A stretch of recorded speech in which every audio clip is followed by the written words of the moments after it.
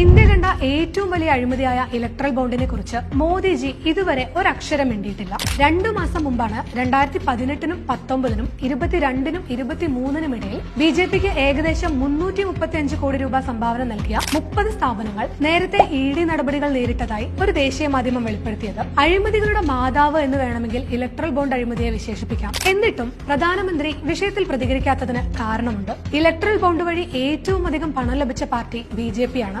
6060 കോടി രൂപയാണ് ബിജെപിക്ക് ലഭിച്ചത്. വർഷങ്ങളായി നഷ്ടത്തിൽ പ്രവർത്തിക്കുന്ന 33 കമ്പനികൾ ഇലക്ട്രൽ ബോണ്ട് വാങ്ങി രാഷ്ട്രീയ പാർട്ടികൾക്ക് സംഭാവന നൽകിയിട്ടുണ്ട്. അതിൽ 75% ബിജെപിയിലേക്കാണ് പോയത്. പുറത്തു വന്ന ലിസ്റ്റിൽ പക്ഷേ അദാനിയുടെയോ അംബാനിയുടെയോ പേരില്ല എന്നതും ശ്രദ്ധേയമാണ്. എന്നിട്ടും മോദിജി മിണ്ടാത്തതിൽ അത്ഭുതപ്പെടാനൊന്നുമില്ല. മുൻ പ്രധാനമന്ത്രി മൻമോഹൻ സിംഗിനെ മൗൻമോഹൻ സിംഗ് എന്ന് പരിഹസിച്ച മോദിജി അദാനിക്കെതിരായ ഹിൻഡൻബർഗ് റിപ്പോർട്ട് വന്നപ്പോഴും ബ്രിജ്ഭൂഷൺ സിംഗിനെതിരെ വനിതാ ഗുസ്തി താരങ്ങൾ സമരം ചെയ്തപ്പോഴും ചൈന ഇന്ത്യൻ അതിർത്തികളിലേക്ക് അതിക്രമിച്ച് കയറിയപ്പോഴും മണിപ്പൂരിൽ കലാപം നടന്നപ്പോഴും ഒക്കെ മൗനവ്രതത്തിലായിരുന്നല്ലോ.